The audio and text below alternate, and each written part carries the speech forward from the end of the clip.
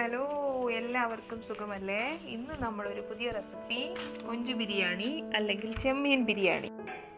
ഞങ്ങളുടെ അവിടെയൊക്കെ ചെമ്മീന് കൊഞ്ച് എന്നാണ് പറയുന്നത്. അപ്പോൾ നിങ്ങൾക്ക് ഇഷ്ടമുള്ള പേര് വിളിക്കാം.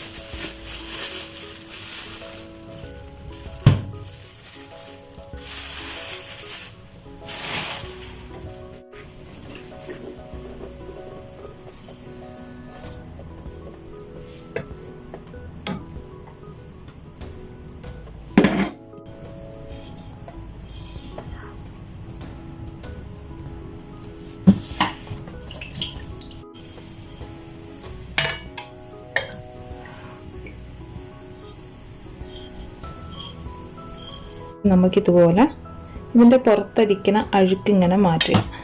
ഇങ്ങനെ മാറ്റാതിരിക്കുന്നത് വഴിയാണ് അസുഖങ്ങളൊക്കെ വരുന്നത്. ചിലവർക്ക് ഇത് കഴിക്കുമ്പോൾ റിയാക്ഷനൊക്കെ വരുന്നത് ഇത് ക്ലീൻ ചെയ്യാതിരിക്കുന്നത് കൊണ്ടാണ്.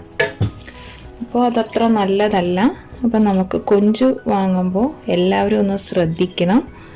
ഇങ്ങനത്തെ പാർട്ടുണ്ടെങ്കിൽ ഒഴിവാക്കണം. മിക്ക കൊഞ്ചിനും ഉണ്ടാവും, ഇങ്ങനത്തെ പാർട്ട് ഇല്ലാത്ത കൊഞ്ചില്ല.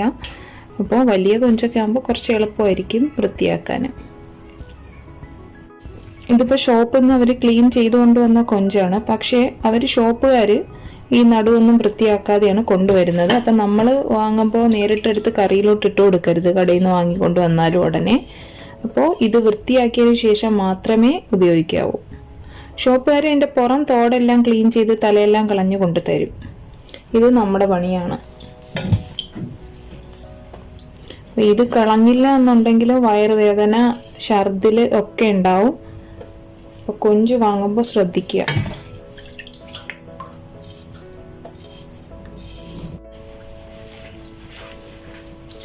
ഇനി കൊഞ്ചിൻ്റെ മണം ഇഷ്ടമില്ലാത്തവരുണ്ടാവും. അപ്പോൾ അവർക്ക് നാരങ്ങ നീരും കുറച്ച് ഉപ്പുപൊടിയും ഇട്ട് വൃത്തിയാക്കിയാൽ കൊഞ്ച് നല്ല ക്ലീൻ ആയി കിട്ടും, നല്ല ഫ്രഷും ആയിരിക്കും ലുക്കിൽ. അപ്പം നമുക്കൊരു അര നാരങ്ങ ഇതിലേക്ക് പിഴിഞ്ഞൊഴിച്ചു കൊടുക്കാം.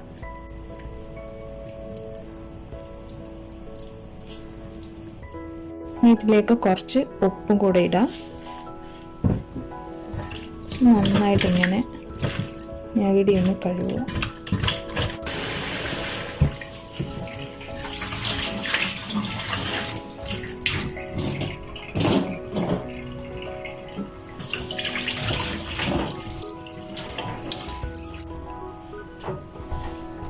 ഇപ്പം കണ്ടോ, കൊഞ്ച് നല്ല ക്ലീൻ ആയിട്ട് വന്നിട്ടുണ്ട്. നമുക്ക് അരി ഒന്ന് ഊറ്റി വെക്കാം. ഒരു 5 മിനിറ്റ് നേരം കുതിർത്തിയാൽ മതി, ഇല്ലെങ്കിൽ ഇത് പൊട്ടിപ്പോവും. നമുക്ക് ഈ നേരം കൊണ്ട് വൃത്തിയാക്കി വെച്ചിരിക്കുന്ന കൊഞ്ചിൽ മസാലകളെല്ലാം ചേർത്ത് കൊടുക്കാം. ഇതിലേക്ക് അല്പം ഉപ്പ് ചേർത്ത് കൊടുക്കാം. ഇനി ഇതിലേക്ക് 1/4 ടേബിൾ സ്പൂൺ മഞ്ഞൾപ്പൊടി ചേർത്ത് കൊടുക്കാം. 1/2 ടേബിൾ സ്പൂൺ മുളക് പൊടി ചേർത്ത് കൊടുക്കാം. 1/4 ടേബിൾ സ്പൂൺ ഗരം മസാല പൊടിച്ചത്. നമ്മൾ തയ്യാറാക്കി വെച്ചിരുന്ന ഇഞ്ചി വെളുത്തുള്ളി പേസ്റ്റാണ് ഈദിൻ്റെ അന്ന്. അപ്പോൾ ഈദ് ബ്ലോഗ് കാണാത്തവരുണ്ടെങ്കിൽ കാണണം, ഷെയർ ചെയ്ത് സബ്സ്ക്രൈബ് ചെയ്യുകയും ചെയ്യണം. എല്ലാവരും സപ്പോർട്ട് ചെയ്യണം ചാനലിനെ. അപ്പോൾ നമുക്കിതിലേക്ക് ഇഞ്ചിയും വെളുത്തുള്ളിയും കൂടെ ചേർത്ത് കൊടുക്കാം. ഒരു 1/2 ടേബിൾ സ്പൂണിൽ കൂടുതലുണ്ടാവും. ബാക്കി നമുക്ക് മസാല ഉണ്ടാക്കുമ്പോൾ ചേർത്ത് കൊടുക്കാം. ഇനി ഇതൊന്ന് നന്നായിട്ട് തിരുമ്മി പിടിപ്പിച്ചെടുക്കാം. ഇത് നിങ്ങൾക്ക് കുറച്ച് നേരം റെസ്റ്റ് ചെയ്യാൻ വെക്കാൻ വേണമെങ്കിൽ ഒരു 1/2 മണിക്കൂർ തൊട്ട് 1 മണിക്കൂർ വരെ. അപ്പോൾ ഇതിൽ മസാലയെല്ലാം നന്നായിട്ട് പിടിക്കും. പക്ഷെ എനിക്ക് സമയക്കുറവ് മൂലം ഞാനിപ്പോൾ തന്നെ റെഡിയാക്കിയാണ്. ഞാനിവിടെ ഇത് നെയ്യിലാണ് വറുത്തെടുക്കുന്നത്. നിങ്ങൾക്ക് സൺഫ്ലവർ ഓയിലോ വെളിച്ചെണ്ണയോ ചേർക്കാം. നെയ്യ് ഉപയോഗിക്കാത്തവരാണെങ്കിൽ വെളിച്ചെണ്ണ അല്ലെങ്കിൽ സൺഫ്ലവർ ഓയിൽ യൂസ് ചെയ്യാം. ഇപ്പോൾ പാൻ ചൂടായി. നമുക്കിതിലേക്ക് 2 ടേബിൾ സ്പൂൺ ഗീ ഒഴിച്ചു കൊടുക്കാം. പ്രോൺസ് ഇടുമ്പോൾ ഒരുപാട് മൂപ്പിച്ചെടുക്കേണ്ട കാര്യമില്ല. ഒരു ജസ്റ്റ് ഒന്നത് ചൂടായി ഒരു ചെറിയ പരുവ് ഒരു 5 മിനിറ്റ്സ് നേരം നമുക്ക് വറുത്തെടുത്താൽ മതിയാവും. ഒരുപാട് നേരം പ്രോൺസ് വറുത്താൽ അത് ഹാർഡായി പോകാൻ ചാൻസ് ഉണ്ട്. അപ്പം നമ്മുടെ ബിരിയാണിയുടെ ടേസ്റ്റ് മാറും. നമുക്കിതിലേക്ക് ഇട്ട് കൊടുക്കാം.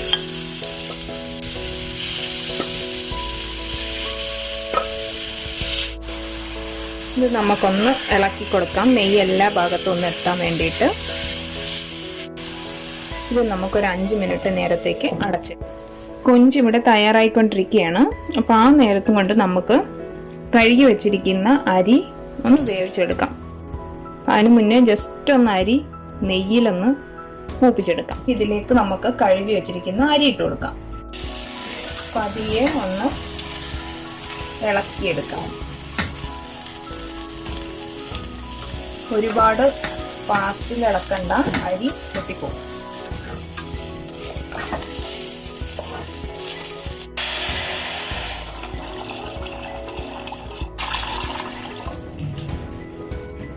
അരി ഇട്ട് വെള്ളം ഒഴിച്ചു കഴിഞ്ഞാൽ ഒന്ന് ഇളക്കി കൊടുക്കണം. അതുപോലെ അങ്ങ് ഇട്ടിട്ട് പോവരുത്.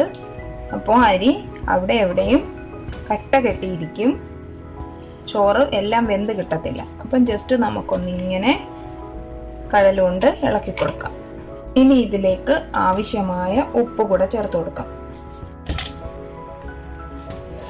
ഇവിടെ പ്രോൺസ് ഒരുവിധം വെന്തിട്ടുണ്ട്.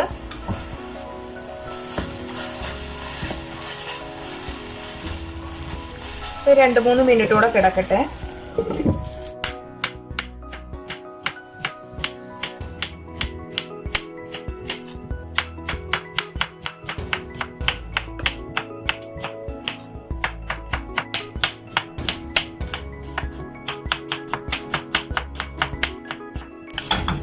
പ്രോൺസ് എല്ലാം നല്ല ഡ്രൈ ആയിട്ട് വന്നിട്ടുണ്ട്. ഇനി നമുക്കിതൊരു ബൗളിലേക്ക് മാറ്റാം. നമുക്കിതിലേക്ക് 1/2 ടേബിൾ സ്പൂൺ ഇഞ്ചിയും വെളുത്തുള്ളിയും വീണ്ടും ചേർത്ത് കൊടുക്കാം. 2 പച്ചമുളക്, പിന്നെ നമ്മൾ അരിഞ്ഞു വെച്ചിരിക്കുന്ന തക്കാളിയും സവാളയും കൂടെ ചേർത്ത് കൊടുക്കാം. ഇതിലേക്ക് നമുക്ക് അല്പം ഉപ്പ് ചേർത്ത് കൊടുക്കാം.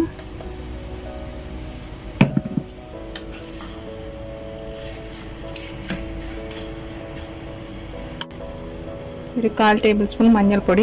നമ്മൾ ഓൾറെഡി പ്രോൺസിൽ മഞ്ഞൾപ്പൊടി ചേർത്തിട്ടുണ്ട്. എന്നിരുന്നാലും കുറച്ച് ഇതിലേക്ക് ചേർത്ത് കൊടുക്കാം.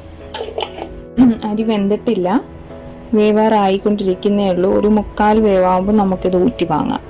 ബാക്കി പിന്നെ നമുക്ക് ദം ഇടുമ്പോൾ വേവിച്ചെടുക്കാം. നമ്മളുടെ ചോറ് ഇവിടെ വെന്തിട്ടുണ്ട്.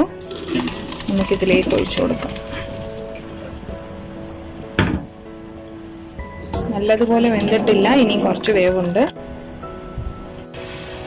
നിങ്ങൾക്ക് ഇതിലേക്ക് മുളക് പൊടിയോ മല്ലിപ്പൊടിയോ ഒക്കെ ആവശ്യത്തിന് ചേർത്ത് കൊടുക്കാം. ഒരു 1/2 ടേബിൾ സ്പൂൺ ഗരം മസാല പൊടിച്ചതും കൂടെ ചേർത്ത് കൊടുക്കാം. ഒരു 1/2 ടേബിൾ സ്പൂൺ മല്ലി മുളകും കൂടെ ഒന്ന് വറുത്തത്.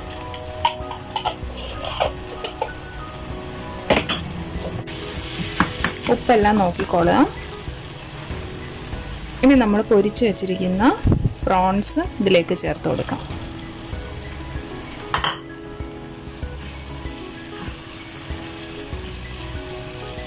ഈ പ്രോൺസ് ചേർത്ത് കഴിയുമ്പോൾ പിന്നെ ആ കളറങ്ങ് മാറിക്കോളും.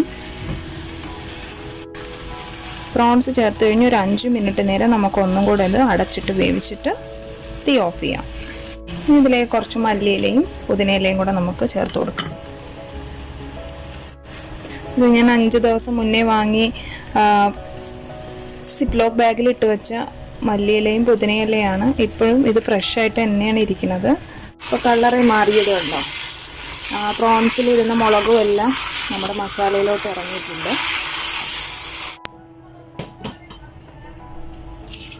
കുറച്ച് മല്ലിയിലയും പുതിനയിലയും ഇടാം. കുറച്ച് മുന്തിരിങ്ങ. ഇനി നമുക്ക് നമ്മുടെ മസാല ചേർത്ത് കൊടുക്കാം. ഗ്യാസിൻ്റെ അടിയിൽ ഇതുപോലത്തൊരു പഴയ അലൂമിനിയം അടപ്പോ എന്തെങ്കിലും അടപ്പുണ്ടെങ്കിൽ വെക്കുക. എന്നിട്ട് നമുക്ക് തീ കത്തിച്ചു കൊടുക്കാം.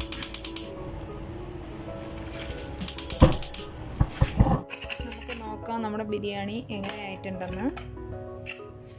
വാവ്, നല്ല പെർഫെക്റ്റ് ആയിട്ടുണ്ട്.